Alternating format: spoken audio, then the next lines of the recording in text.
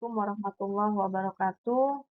Anak-anak Ibu di kelas 11, baik kelas 11 IPA maupun kelas 11 IPS, kembali kita akan mempelajari materi pendidikan agama Islam di semester ganjil ini. Untuk materi yang pertama, yaitu kita akan mempelajari tentang makna dari Al-Quran Surah Al-Ma'idah ayat 48, Al-Quran Surah An-Nisa ayat 59, dan Al-Quran Surah At-Taubah ayat 105. Seperti yang tertera di dalam silabus, untuk pertemuan pertama di materi ini, tujuan pembelajarannya adalah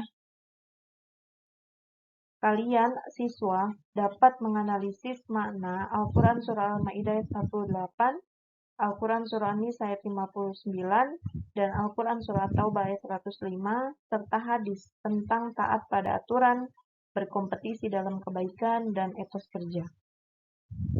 Baik anak-anak Ibu semua, sebelum kita memulai materi kita hari ini, baiknya kita sama-sama berdoa, kita membaca Ummul Quran yaitu surah Al-Fatihah. Mudah-mudahan apa yang akan kita pelajari hari ini Allah berikan kekuatan, ingatan, dan penjelasan kita sehingga kita mudah dalam mengerti materi tentang ini dan kita diberikan ilmu yang bermanfaat oleh Allah Subhanahu wa taala. Al-Fatihah. A'udzubillahi Alhamdulillahirabbil alamin. Iyyaka na'budu wa iyyaka nasta'in. Shiratal mustaqim. Shiratal ladzina an'amta 'alaihim ghairil maghdubi 'alaihim waladdallin. Baik anak-anak Ibu semua, sambil kalian mendengarkan penjelasan Ibu, kalian bisa siapkan buku tulis dan alat-alat tulis lainnya agar kita bisa mencatat hal-hal yang kalian anggap penting ya terkait dengan materi ini. Ya, Bismillahirrahmanirrahim. Untuk ayat yang pertama yang akan kita bahas yaitu Al-Quran Surah Al-Ma'idah ayat 48.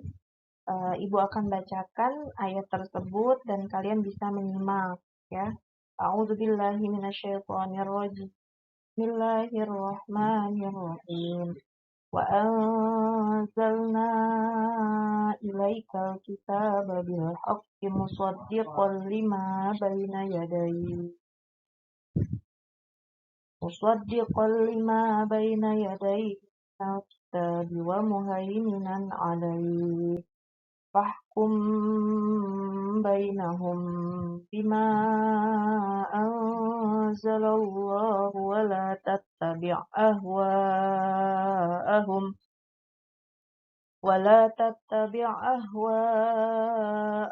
amma ja'aka minal haqq.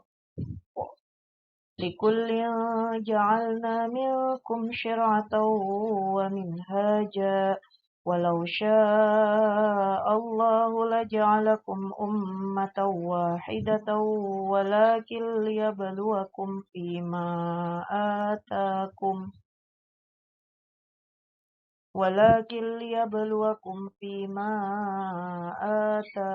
fastabiqul khairat. Ilallahi marji'ukum jami'an fayunabbi'ukum bima kuntum fihi takhtalifun. Shadaqallahul azim. Baik anak-anak Ibu, sedikit Ibu infokan ketika kita membaca ayat Al-Quran yang ayatnya agak panjang ya. Nah, di situ ada beberapa tanda waqaf. Ketika kita membaca Al-Quran, lalu kemampuan nafas kita itu tiap manusia itu berbeda. Nah, di dalam kita membaca Al-Quran, kita tidak boleh mengambil nafas di tengah-tengah ayat. Ya, kita tidak boleh, haram hukumnya kita mengambil nafas di tengah ayat.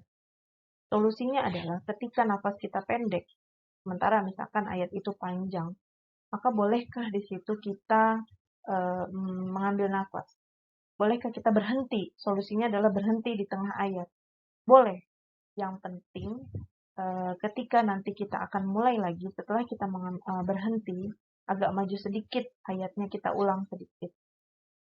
Ada beberapa tanda wakaf yang memang memiliki makna. Gitu. Seperti wakaf sholat itu lebih utama adalah diwasol atau disambung. Artinya di situ lebih utama kita nggak boleh berhenti. Tapi kondisi nafas kita yang tidak sampai, maka boleh berhenti di bukan tempat wakaf. Yang penting ketika kita mau memulai membaca Al-Quran lagi, maka kita agak mundur sedikit untuk kita mulai. Contohnya, wa anzalna ilaikal kitaba bil haqq. Boleh berhenti di situ. Ya, boleh. Nanti kita ulang lagi. Bil haqqi musaddiqan lima baina yadayhi minal kitab. Boleh nggak berhenti di situ? Boleh. Walaupun kalimat kitab ini bukan tempat wakaf. Lalu kita bisa ulang lagi. Minal kitabi wa muhaiminan alaihi fahkum bainahum. Boleh berhenti di bainahum? Boleh. Yang penting nanti kita memulainya lagi pada kalimat fahkum bainahum bima anzalallahu wa la tattabi' ahwa'ahum. Seperti itu ya anak-anak ibu semua. Jadi ketika kita membaca Al-Quran, kemampuan nafas kita antara satu dengan lainnya itu berbeda. Maka kita bisa sesuaikan dengan kemampuan kita sekalipun kita berhenti bukan pada tempat wakaf. Yang penting adalah ketika ingin memulai membaca Al-Quran lagi setelah kita berhenti dan mengambil nafas, maka agak mundur sedikit kalimatnya yang harus kita baca. Seperti itu. Baik, untuk terjemahan Al-Quran Surah Al-Ma'idah ayat 48 ini, yaitu, dan kami telah menurunkan kitab Al-Quran kepada Nabi Muhammad dengan membawa kebenaran. Dengan membawa kebenaran ini seperti apa? Artinya, maksudnya adalah, kitab Al-Quran itu isinya adalah sebuah kebenaran, sebuah ajaran, sebuah syariat, sebuah tuntunan ibadah, sebuah kisah yang memang semuanya itu adalah benar. Lalu di dalam Al-Quran pun disebutkan bahwa Al-Quran pun membenarkan keberadaan kitab-kitab yang telah terdahulu diturunkan oleh Allah Subhanahu wa taala sebelum Al-Quran. Sebagaimana yang kita ketahui bahwa Allah Subhanahu wa taala menurunkan kitab samawi, ya, kitab di dunia ini itu ada 4.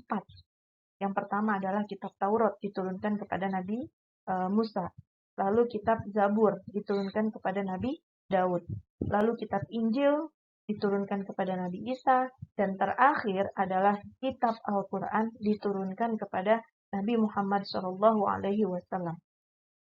Nabi Muhammad SAW sebagai Khatamul Anbiya, penutup para nabi. Artinya, setelah Nabi Muhammad tidak ada lagi nabi-nabi yang lain. Nabi Muhammad adalah nabi yang terakhir yang mendapatkan gelar nabi dan rasul. Maka kalau realitanya sekarang atau yang lalu atau kehidupan kedepannya itu ada yang mengaku nabi, justru itu adalah sebuah kebohongan. Karena apa? Nabi Muhammad SAW merupakan Khatamul Anbiya, penutup para nabi. Dan Al-Quran merupakan pedoman hidup seluruh umat manusia. Al-Quran itu bukan hanya pedoman bagi umat Islam, tetapi Al-Quran itu merupakan pedoman seluruh umat manusia. Di dalam Al-Quran dibahas tentang sejarah, dan bagian dari sejarah itu adalah Al-Quran membenarkan adanya kitab-kitab terdahulu. Kitab-kitab terdahulu ya berarti Taurat, Zabur, dan Injil. Dan memang ketiganya itu merupakan firman Allah Subhanahu wa taala untuk siapa? Untuk umatnya Nabi Musa, untuk umatnya Nabi Daud, untuk umatnya Nabi Isa alaihi salam. Seperti itu. Maka putuskanlah perkara mereka menurut apa yang diturunkan Allah.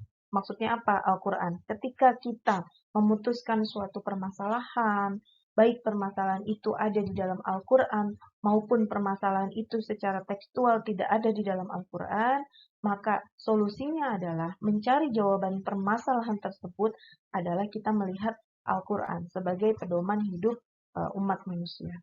Dan janganlah engkau mengikuti keinginan mereka. Apapun yang telah Allah putuskan, apapun yang telah Allah jelaskan di dalam Al-Quran, baik secara tekstual maupun kontekstual, itu merupakan suatu tuntunan yang wajib kita ikuti. Ya, jangan sampai kita memutuskan suatu permasalahan atau kita mencari solusi itu mengikuti hawa nafsu kita. Ahum di sini adalah hawa nafsu, keinginan kita. Ya, pastinya apapun yang sudah Allah putuskan di dalam Al-Quran itu baik untuk seluruhnya, baik untuk kita pribadi, baik untuk orang lain. Dan tentunya baik di mata Allah akan baik di dunia maupun akhirat. Dengan meninggalkan kebenaran yang telah datang kepadamu. Maksudnya apa? Al-Quran udah ngejelasin gitu. Bahwa suatu permasalahan itu memang sudah ada solusinya. Tetapi kita meninggalkan kebenaran yang ada di dalam Al-Quran. Dari terjemahan, dari penjelasan yang tadi sudah Ibu sampaikan, dapat kita simpulkan bahwa Al-Quran Surah Al-Ma'idah 48 ini memiliki isi kandungan atau pesan-pesan yang akan nanti Ibu jelaskan di slide berikutnya. Pada slide ini merupakan rangkuman dari penjelasan yang tadi Ibu sudah sampaikan ya pada slide yang kedua, yaitu berdasarkan terjemahan Al-Quran Surah Al-Ma'idah 48. Jika disimpulkan dari terjemahan yang tadi sudah Ibu jelaskan bahwa isi kandungan Al-Quran Surah Al-Ma'idah ayat 48 yang pertama adalah kitab suci Al-Quran adalah kitab suci yang terakhir yaitu yang diturunkan kepada Nabi Muhammad SAW sebagai mukjizat terbesarnya Nabi Muhammad. Yang kedua, kemuliaan dan keistimewaan kitab suci Al-Quran adalah isinya yang paling sempurna. Ya, jelas. Kalau misal kita bisa bedah ya, jika kita memiliki kesempatan untuk membedah dan harus menyempatkan, dan harus menyempatkan mengkaji dan menelusuri makna yang di dalam Al-Quran, yaitu merupakan isinya kebutuhan kehidupan kita, baik kehidupan dunia maupun kehidupan akhirat. Ada isinya tentang akidah, tentang keimanan kita, ada isinya tentang ibadah, bagaimana mengatur cara ibadah kita yang merupakan cara kita berhubungan kepada Allah Subhanahu wa Ta'ala. Cara kita berakhlak, cara kita beribadah dari sisi yang lain yang berkaitan dengan makhluk kita adalah makhluk sosial, manusia adalah makhluk yang sosial. Ada isinya tentang sejarah. Semua aspek kehidupan kita ada di dalam Al-Quran. Al-Quran merupakan kitab yang isinya paling sempurna dan menyempurnakan 3 kitab sebelumnya. Ya, isi kitab Taurat merupakan isinya hanya untuk mengcover kebutuhan umatnya Nabi Musa. Begitupun juga kitab Zabur. Isi kitab Zabur itu hanya untuk mengcover umatnya Nabi Daud. Begitu juga dengan kitab Injil yang isinya hanya untuk mengcover kebutuhan umatnya Nabi Isa. Namun, untuk kitab Al-Quran merupakan pedoman hidup seluruh umat manusia. Maka dari itu, kemuliaan dan keistimewaan Al-Quran isinya adalah yang paling lengkap, menyempurnakan kitab-kitab yang lebih dulu Allah turunkan. Yang ketiga, keragaman agama. Allah menciptakan kita, walakil yabluwakum fima atakum. Ya, walau sya'allahu laja'alakum ummatan wahidah. Kalau seandainya Allah Subhanahu wa Ta'ala ini di dunia ini hanya menciptakan manusia yang beragama Islam saja, manusia yang berasal dari satu daerah saja, maka tentunya kita tidak bisa terpacu untuk selalu memperbaiki diri, ya, untuk selalu beribadah yang lebih baik, yang menyempurnakan ibadah kita dan lain sebagainya. Maka Allah menciptakan manusia yang ada di dunia ini bermacam-macam, ya, ada laki-laki, ada perempuan, ya, ada siang, ada malam, lalu ada yang beragama Islam. Sebagaimana yang kita ketahui bahwa Indonesia merupakan negara yang penuh dengan toleransi. Karena apa?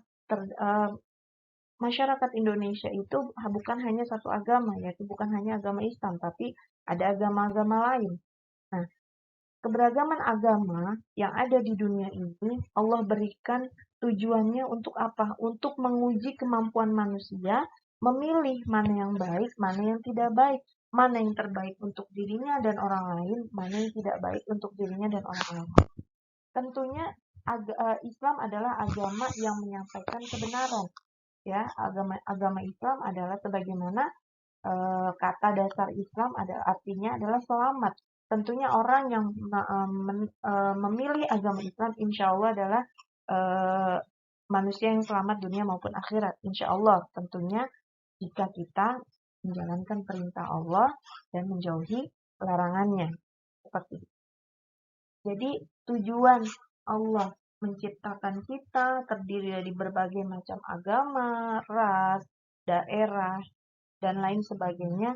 Tentunya tujuannya agar kita sebagai manusia ya untuk bisa memilih dan membedakan dulu mana yang baik dan yang buruk, lalu menentukan jalan apa yang akan kita tempuh sebagai bekal di akhirat nanti.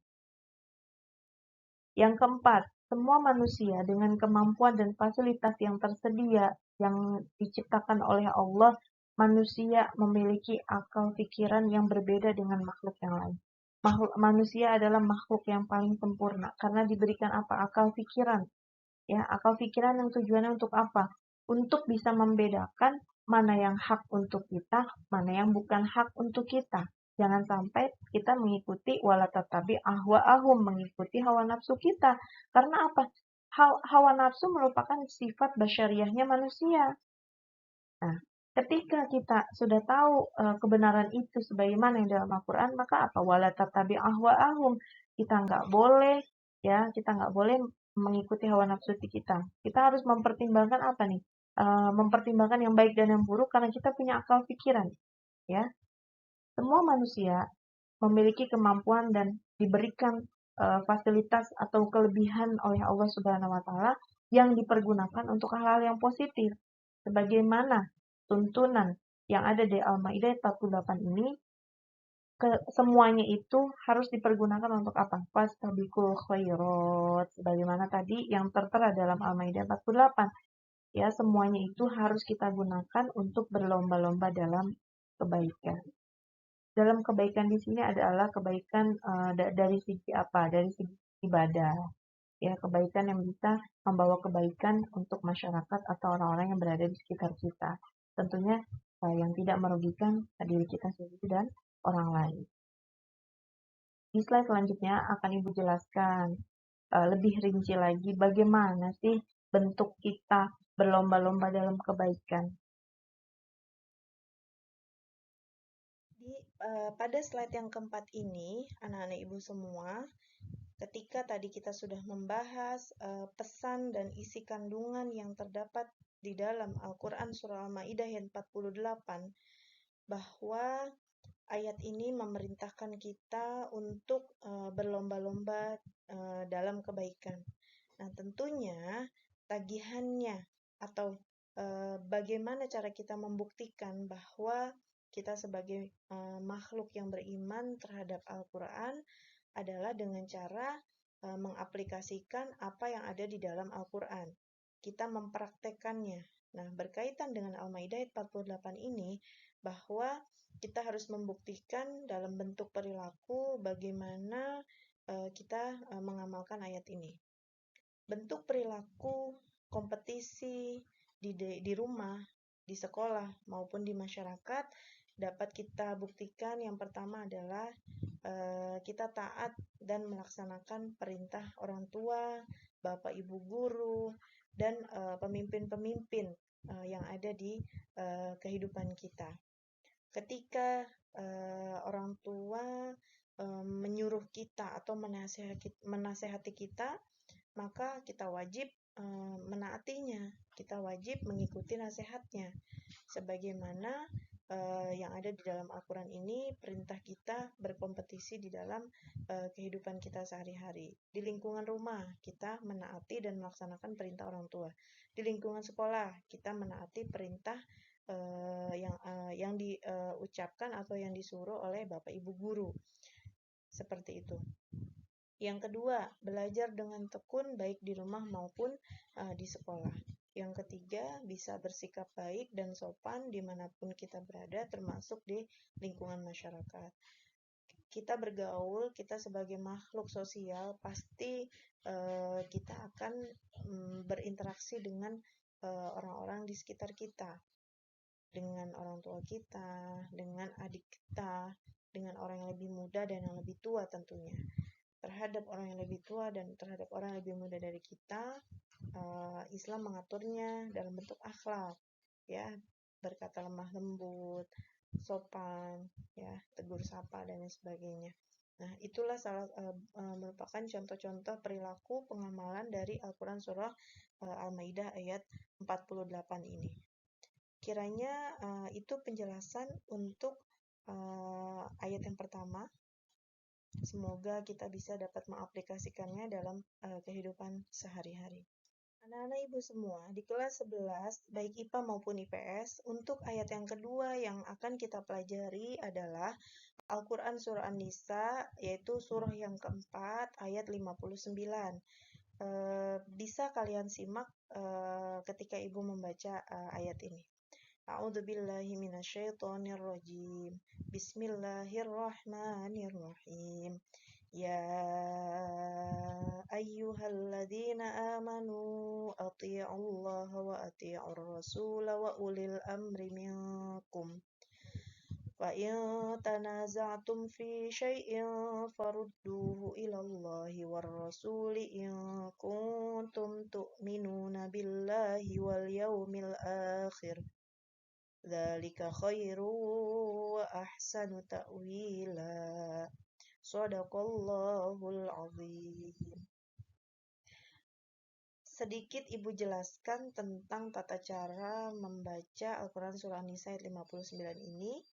Yang pertama adalah bisa kalian cermati kalimat ulil amri di sini. Wa ulil amri minkum. Ulil secara tulisannya ada wawunya setelah huruf alif, ya. Tetapi karena wawunya ini tidak berharokat, maka secara hukum tajwid, sekalipun tulisannya ada wawu, tapi di sini nggak ada harokatnya, maka wawu ini dianggap tidak ada. Ya, ketika kita membaca kalimat ulil amri, maka tidak panjang, karena wawunya itu tidak ada harokatnya. Wa ulil amri. Bahkan di dalam mushaf, beberapa mushaf ada yang wawunya itu di atasnya ada tanda 0, bukan sukun ya, tapi tanda 0, berarti wawunya itu tidak aktif. Sebagaimana yang kita ketahui bahwa wawu ini merupakan salah satu huruf mad, ya, salah satu huruf mad di antara alif, wawu dan ya. Nah, wawu di sini tidak aktif, ya, dinonaktifkan karena tidak ada harokatnya, maka dianggap tidak ada. Ketika kita membaca kalimat ulil amri ini, maka kita jangan dipanjangkan. Contohnya, wa ulil amri, wa ulil amri. Jadi u-nya wa, bukannya wa ulil, bukan, tapi langsung wa ulil amri. Selanjutnya kita perhatikan kalimat dzalika khairu wa ahsanu ta'wila. Nah, la di sini adalah tanda waqaf ya. Di sini ada waqaf yang menunjukkan bahwa ayat ini adalah surah An-Nisa 59. Waqaf ayat ya, berhenti karena ketika di akhir ayat. Nah, ta'wila di sini ada beberapa yang membacanya itu ta'wil. Itu salah ya. Ketika di sini ta'wila, asal katanya adalah ta'wilan. Ya, lan. Barisnya adalah tanwin. Tepatnya fathat ain. Ketika ada tanwin berada di akhir ayat, ya, di akhir ayat, di waqaf ayat, kebetulan takwilan tanwinnya itu fathat ain.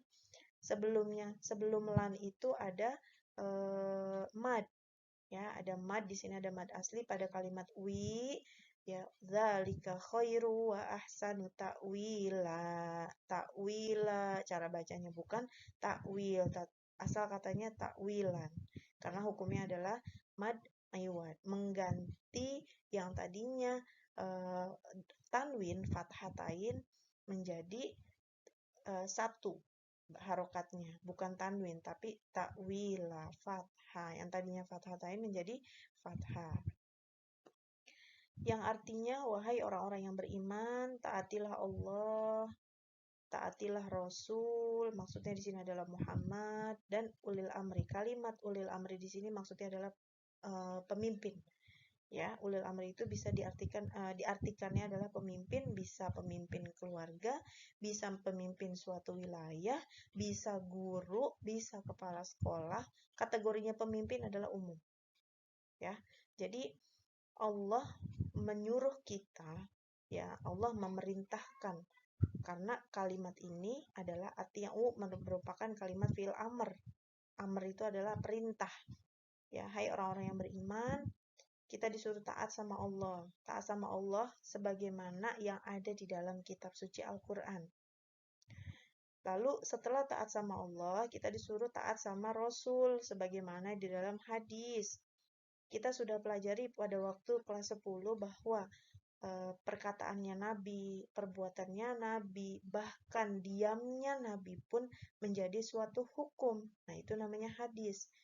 Ya, jadi apapun yang Rasul katakan, apapun yang Rasul perbuat atau lakukan, apapun, bahkan diamnya Rasul pun menjadi suatu hukum, suatu hadis. Dan taatlah sama ulil amri. Kalimat ulil amri tidak didahului dengan kalimat ati'u, tidak seperti Rasul dan Allah, tidak seperti Allah dan Rasulnya. Karena apa? Wawunya ini adalah wawu atop. Ada wa ati'ullaha wa ati'ur rasula wa ulil amri minkum wawu dan taat Allah dan taat kepada Rasul dan taat pada ulil amri. Di sini kalimat taatnya itu tidak tertera ati'u. Kenapa? Ketika ada kewajiban taat sama Allah, maka kewajiban taat itu mutlak, tanpa syarat, tanpa embel-embel. Apapun kondisinya, pokoknya wajib taat sama Allah. Apapun kondisinya, wajib taat sama Rasul. Wajib ikutin yang ada di dalam Al-Quran. Wajib ikutin yang ada dalam hadis. Tetapi taat sama pemimpin, ya, itu tidak didahului dengan kalimat ati'u karena pemimpin yang seperti apa yang wajib kita taati. Yaitu pemimpin yang taat sama Allah dan Rasulnya, baru pemimpin yang wajib kita taati. Ketika kalimat ulil amri atau pemimpin itu didahului kalimat ati'u, maka akan kacau. Bagaimana jika pemimpin itu tidak taat sama Allah, tidak taat sama Rasul? Maka dari itu Al-Quran menentukan ya kriteria kita dalam dalam memilih pemimpin itu yang pertama apa? Yang beriman dulu sama Allah. Yang beriman dulu sama Rasul. Nah, siapa yang beriman sama Allah dan Rasul? Ya hanya orang Islam. Jadi kriteria kita dalam memilih pemimpin ya adalah pemimpin yang beragama Islam dulu. Jangan dilihat karakternya nomor 2 deh. Kita lihat dulu agamanya. Ya. Jadi Al-Quran Surah An-Nisa ayat 59 ini memerintahkan kita taat sama Allah, yaitu taat kepada apa yang diperintahkan di dalam Al-Quran, apa yang dilarang di dalam Al-Quran. Lalu setelah taat sama Allah, taat sama Rasul. Apapun yang ada pada hadis, baik itu perkataan, baik itu perbuatan, bahkan diamnya Nabi menjadi suatu sumber hukum. Lalu taat sama pemimpin. Pemimpin itu punya aturan, ya peraturan daerah, ya peraturan sekolah, jika berkaitan dengan kepala sekolah, ya peraturan di kelas jika berkaitan dengan guru, gitu. Jadi undang-undang Allah adalah undang-undang yang ada dalam Al-Quran, undang-undang Rasul, undang-undang yang ada dalam hadis, dan undang-undang pemimpin ada yang di dalam peraturan-peraturan yang dibuat oleh pemimpin tersebut. Yang kedua, fa'in tanaza'tum fi syai'in farduhu ilallahi war rasuli. Itu. jika kita terjadi perdebatan atau terjadi perselisihan, ya, perselisihan atau perdebatan dalam suatu permasalahan, sekalipun permasalahannya itu bersumber dari peraturan yang dibuat oleh pemimpin ulil amri di sini, ya, maka dalam memutuskan suatu permasalahan tersebut, kita harus kemana? Farudduhu ilallahi wa rasuli. Kita kembalikan kepada Allah. Kita kembalikan. Ada nggak tuh permasalahan dibahas di dalam Al-Quran? Ada nggak tuh permasalahan yang ada di dalam hadis? Jadi ketika terjadi perselisihan atau perdebatan pendapat tentang suatu permasalahan, kita harus mencari solusinya, mencari jawabannya adalah berdasarkan Al-Quran dan sunnahnya Rasulullah. Karena apa? Farduhu ilallahi wa rasuli. Kita mengamalkan kembali kepada Allah dan Rasulnya. Maksudnya adalah kita melihat suatu permasalahan itu ada nggak di dalam Al-Quran, ada nggak di dalam hadis. In kuntum tu'minuna billahi wal yaumil akhir. Ya, jika kita termasuk orang yang beriman kepada Allah dan hari akhir, ya, pastinya dzalika khairu wa ahsanu ta'wila. Kita kembalikan kepada Al-Quran dan hadis itu merupakan suatu jalan yang utama dan pastinya membawa kemaslahatan yang baik untuk seluruh umat manusia. Karena apa? Aturan yang ada di dalam Al-Quran dan aturan yang ada di dalam hadis tentunya menjadi baik dan itu paling utama dan paling baik, ya, dan membawa kemaslahatan atau akibat yang baik bagi diri kita maupun orang lain. Al-Quran Surah An-Nisa ayat 59 ini memiliki asbabun nuzul atau sebab-sebab turunnya ayat. Yang pertama adalah berkenaan dengan diutusnya Hudzafah bin Qais oleh Rasulullah sebagai pemimpin pasukan. Ya, kepemimpinan Hudzafah bin Qais ini terkait dengan batasan taat kepada perintah dan menolak perintah.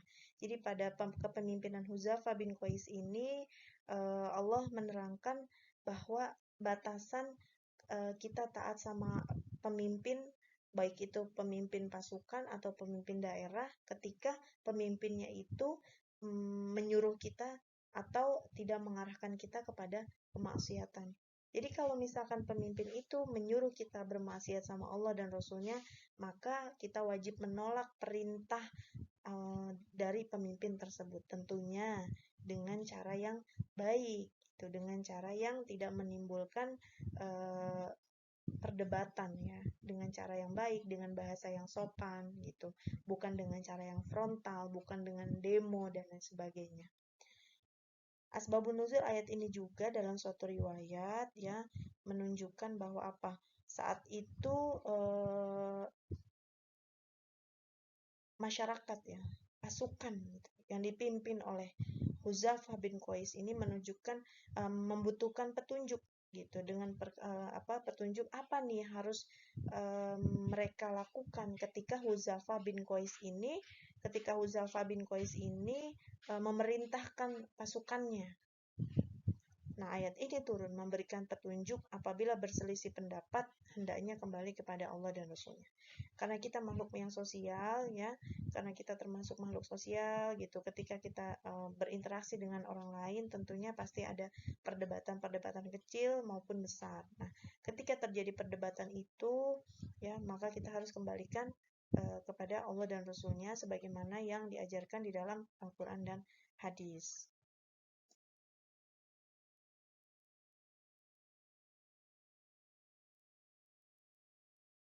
Pada slide-slide sebelumnya, Ibu telah menjelaskan tentang isi kandungan atau pesan-pesan yang terdapat di dalam Al-Quran Surah An-Nisa ayat 59 yang berkaitan dengan Allah memerintahkan kita taat sama aturan, baik itu aturan yang ada di dalam Al-Quran merupakan aturan dari Allah Subhanahu wa Ta'ala, aturan yang ada di dalam hadis, aturan yang berkaitan dengan Rasulullah, ya, dan aturan atau taat yang dibuat oleh aturan yang dibuat oleh pemimpin. Kriteria pemimpin, bukan kriteria, jadi kategori pemimpin itu dalam kitab bermasyarakat itu banyak, ya. Jadi tadi adalah Al-Quran Surah An-Nisa ayat 59 merupakan perintah Allah Subhanahu wa Ta'ala untuk kita orang yang beriman, manusia, ya, taat sama aturan yang ada di Al-Quran, di hadis, dan maupun aturan pemimpin kita. Nah, pada slide ini, Ibu akan menjelaskan atau menyempurnakan dalil yang menyuruh kita untuk taat sama Allah, Rasul, dan pemimpin. Hadisnya yaitu hadis dari Ali radhiyallahu anhu bahwa Nabi Shallallahu alaihi wasallam bersabda, "Janganlah kita ikuti sesuatu yang mengarahkan kita kepada kemaksiatan, tetapi yang harus kita ikuti adalah sesuatu yang mengarah kepada kebaikan." Jadi orang tua kita pun ketika menyuruh kita kepada kemaksiatan, maka kita wajib menolaknya. Dan tentunya dengan cara yang ma'ruf, yang baik menolaknya, dengan kalimat yang sopan, ya, dengan cara yang tidak frontal. Jadi siapapun yang menyuruh kita kepada kemaksiatan, sekalipun itu adalah orang tua kita, sekalipun itu adalah guru kita, maka wajib kita tolak dengan cara yang baik. Sebagaimana yang tadi sudah Ibu jelaskan, bahwa Al-Quran Surah An-Nisa ayat 59 ini memerintahkan kita untuk menaati kepada aturan Allah, aturan Rasul, dan aturan pemimpin yang sudah Ibu jelaskan secara rinci tadi, sebagai bentuk perilaku, sebagai bentuk cara kita mengamalkannya itu yang seperti apa. Nah, di sini sudah Ibu sudah Ibu buat gitu ya. Contoh-contoh perilaku yang mencerminkan bahwa kita taat sama aturan. Yang pertama, aturan yang ada di rumah. Pemimpin di rumah adalah orang tua kita, kedua orang tua kita, ayah ibu kita. Ayah ibu kita dalam mendidik kita pun pasti ada aturan-aturan yang baik untuk kita, yang baik untuk semuanya anggota keluarga yang ada di rumah. Contohnya ya, orang tua menyuruh kita untuk bangun pagi. Bangun pagi, sholat subuh, habis sholat subuh kita tadarus dan lain sebagainya. Aturan orang tua tersebut akan memberikan dampak positif untuk kita. Apalagi kita sebagai seorang pelajar. Kalau misalkan habis sholat subuh kita tidur lagi, tentunya akan kesiangan. Kan seperti itu. Maka dari itu orang tua bilang apa? Bangun pagi, habis sholat subuh jangan tidur lagi. Gitu. Itu adalah aturan yang wajib kita taatin. Karena apa? Aturan tersebut itu tidak ada dampak negatifnya, yang ada dampak positif, maka wajib kita ikuti. Yang kedua, berpamitan dan memohon doa kepada kedua orang tua kita mau pergi. Kita harus apa? Sebelum berangkat ke sekolah, sebelum kita berangkat kerja, sebelum kita melakukan aktivitas atau bepergian gitu ya. Tentunya apa? Kita pamit dulu sama orang tua. Kita izin ya, tata keramanya, akhlaknya adalah kita izin. Ketika orang tua kita tidak mengizinkan, maka kita tidak boleh membangkangnya. Karena apa? Orang tua pasti punya alasan yang baik ya, alasan yang baik, takutnya terjadi mara bahaya atau di luar lagi mendung kita maksain hujan, khawatir maksain hujan kita pergi, khawatir nanti di perjalanan kita mendapatkan musibah dan lain sebagainya. Jadi berpamitanlah, minta izinlah sama orang tua dan meminta doa tentunya keselamatan ketika kita mau pergi keluar dari rumah. Kalau kita mau perginya sekolah, kita minta didoakan supaya apa? Kita dimudahkan dalam menuntut ilmu. Pulang sekolah tepat waktu. Nah, aturan-aturan yang seperti ini itu dibuat oleh orang tua kita, pasti dampaknya adalah positif.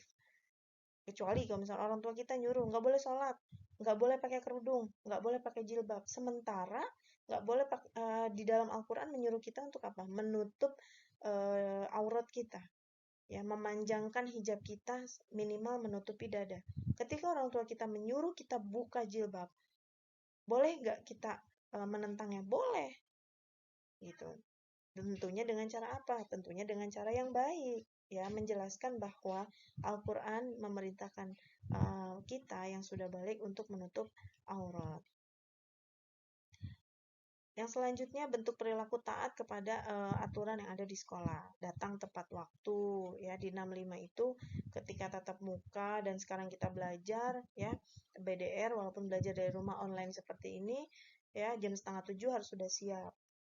Ya, siap apa? Siap belajar dengan duduk siap sebagaimana ada di kelas, dengan memakai seragam, ya, siap tadarus Al-Quran didampingi oleh guru, dipandu oleh guru atau teman sekelas, gitu.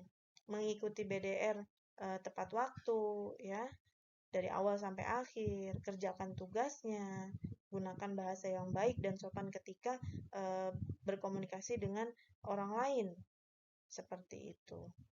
Lalu bentuk perilaku taat pada aturan di dalam masyarakat. Contohnya, kita taat kepada RT. RT membuat peraturan bahwa jangan buang sampah sembarangan. Kita ikutin.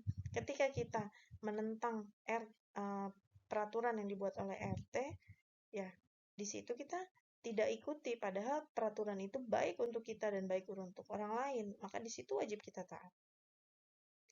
Menghormati yang lebih tua, mengikuti kegiatan di masyarakat seperti gotong royong, ronda, ya, terus menjaga kebersihan dan lain sebagainya. Nah, untuk perilaku ini masih banyak yang bisa kalian lakukan, yang bisa kalian eksplor lalu kalian praktekkan dalam kehidupan sehari-hari.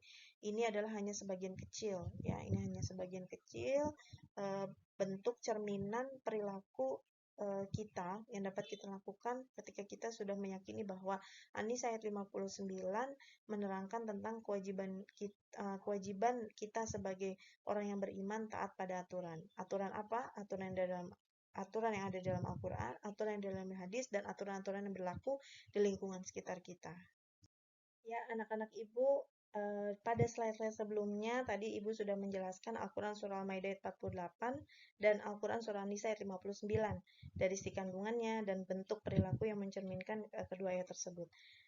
Pada slide ini, Ibu akan menjelaskan ayat terakhir ya, yang akan kita pelajari pada materi yang pertama ini, yaitu Al-Quran Surah At-Taubah ayat 105.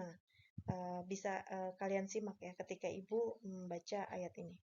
Bismillahirrahmanirrahim. Wa qul i'malu fasayarallahu 'amalakum wa rasuluhu wal mu'minuna wa saturadduna ila 'alimil ghaibi wasyahadati fayunabbi'ukum bima kuntum ta'malun. Shadaqallahul azim.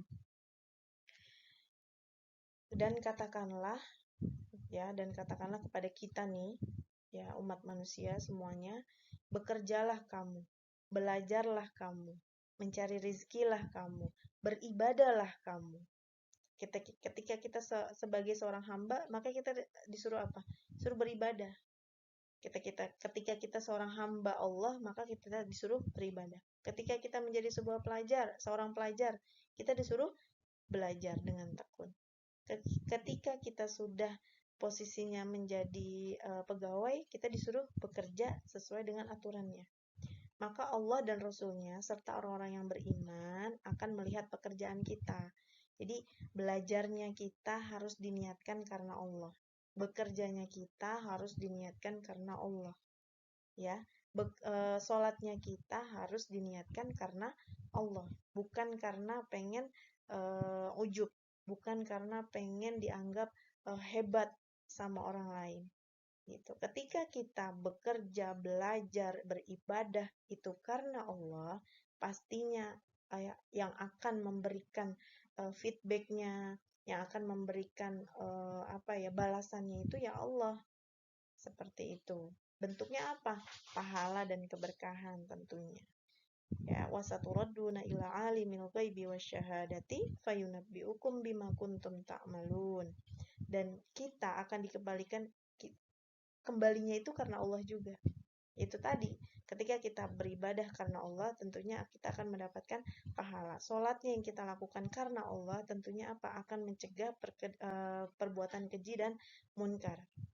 Gitu. Ketika kita belajarnya itu karena Allah, belajarnya ikhlas, mendengarkan penjelasan guru ikhlas, ya, mengerjakan tugas yang yang disuruh oleh Bapak Ibu guru dengan ikhlas, ya, insya Allah itu kita akan mendapatkan keberkahan ilmu, ya, yang mengetahui akan yang gaib. Nah, yang tahu niatnya hanya Allah.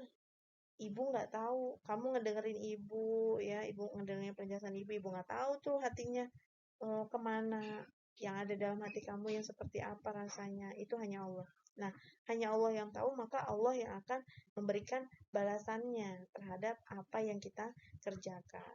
Lalu diberitakannya kepada kamu apa yang telah kamu kerjakan. Maksudnya apa? Allah akan membalas apa yang kita lakukan. Dari penjelasan berdasarkan terjemahan yang tadi sudah Ibu jelaskan pada slide 10, ya dapat kita simpulkan bahwa isi kandungan At-Taubah ayat 105 ini yang pertama adalah umat Islam semuanya diperintahkan untuk bekerja keras. Ya, bekerja keras posisinya kamu sebagai pelajar, kita disuruh belajar yang tekun. Posisinya orang tua bekerja keras untuk menafkahi anak sekolah, ya. Yang kuliah kita disuruh belajar dengan tekun supaya nanti cepat lulus langsung daftar ngelamar kerja, dapat kerjaan yang layak, bisa membantu keuangan keluarga. Seperti itu, ya. Yang kedua, kenapa Allah memerintahkan kita untuk bekerja keras? Karena apa? Ketika kita belajar dengan tekun, ya, tentunya akan mencapai hasil yang bagus. Ya, hasil yang bagus, kita mendapatkan ranking atau kita naik kelas, ya, kita naik kelas, selesai naik kelas, kita lulus di SMA Negeri 65 ini, ya, kita daftar kuliah lulus, gitu ya, kuliah lulus, kita insya Allah mendapatkan pekerjaan, gitu. Nah, ketika kita sudah mendapatkan pekerjaan yang bagus, kita dapat membantu keuangan keluarga. Dapat membantu keuangan keluarga atau kita bisa memenuhi kebutuhan kita, ya, memenuhi kebutuhan, ya, bukan memenuhi gaya hidup, gitu. Tentunya itu apa? Akan menjadikan kita ekonominya mampu, lebih unggul dibandingkan dengan umat-umat Islam yang kurang mampu. Jadi ketika kita disuruh belajar, tujuan orang tua apa? Biar supaya kuliah selesai dapat kerjaan yang enak, ya, kamu bisa membiayai adik-adik kamu, bisa membantu orang tua menafkahi adik-adik kamu, mendapatkan untuk memperoleh pendidikan yang layak di sekolah yang bagus. Ya, tentunya, ya, dengan kita memiliki tingkat ekonomi yang bagus, ya, akan memberikan kesempatan kita mendapatkan pendidikan yang layak, pendidikan yang bagus. Nah, ketika kita menjadi orang yang cerdas, orang yang pintar, orang yang punya skill, ya, tentunya apa? Islam pun akan naik derajatnya. Seperti itu. Jadi ketika kita berada pada level kemiskinan, tentunya ketika kita berada pada level kebodohan, tentunya akan lebih dekat kepada kemiskinan. Nah, Islam akan mundur, Islam akan tertinggal kalau misalkan kita malas belajar.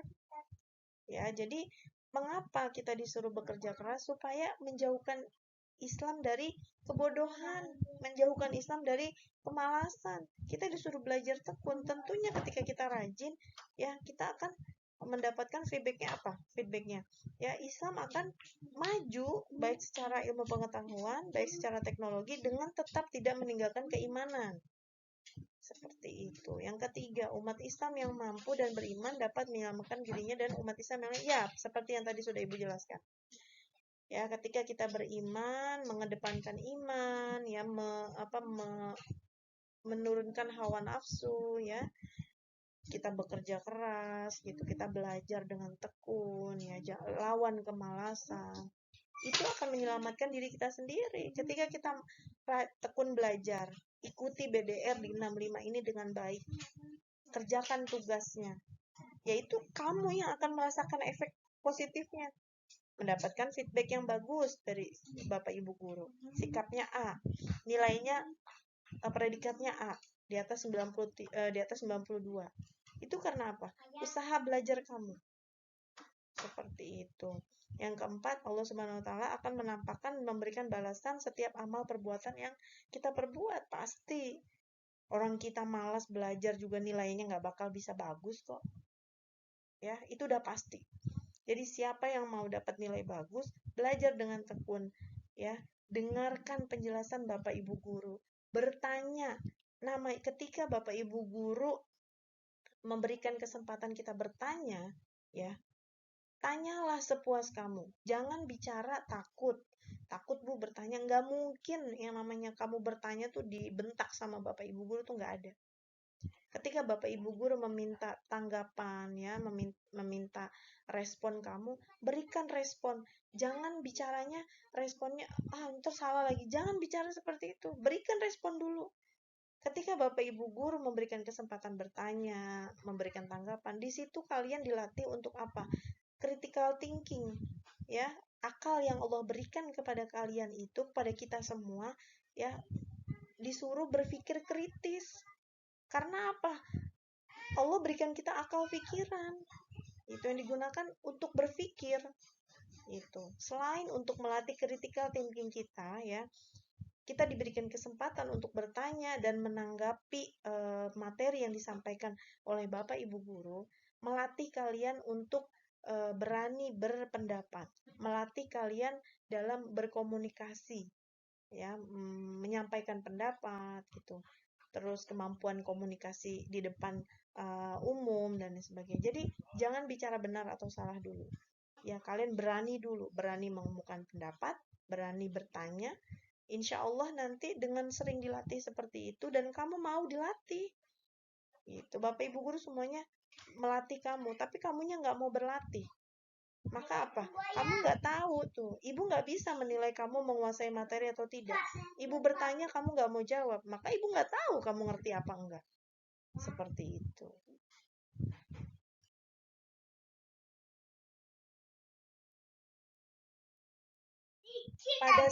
Pada slide sebelumnya sudah Ibu jelaskan isi kandungan dari Al-Quran Surah Taubah 105. Nah, kita disuruh bekerja keras, belajar dengan tekun. Gitu. Nah, itu bentuk perilaku kecilnya ya. Nanti kalian bisa explore lagi sebagaimana pada slide ini tuh, belajar dengan tekun ya, mengerjakan tugas gitu. Bukan belajar sepanjang waktu, bukan lalu kamu mengorbankan jam istirahat kamu, bukan seperti itu. Dari 24 jam sehari semalam itu kamu atur waktunya untuk belajar, kamu atur waktunya untuk istirahat, kamu atur waktunya untuk beribadah. Kamu belajar memanage waktu, kamu belajar memanfaatkan waktu, ya, sehingga waktu yang ada hari ini itu benar-benar kamu isi dengan hal-hal yang bermanfaat, dengan sholat, ya, tadarus, baik sholat wajib maupun sholat sunnah, tadarus Al-Quran, berzikir, ya, mengerjakan tugas. Jika semuanya itu bisa kita lakukan, insya Allah, ya, insya Allah kita menjadi manusia yang beruntung, bukan manusia yang rugi.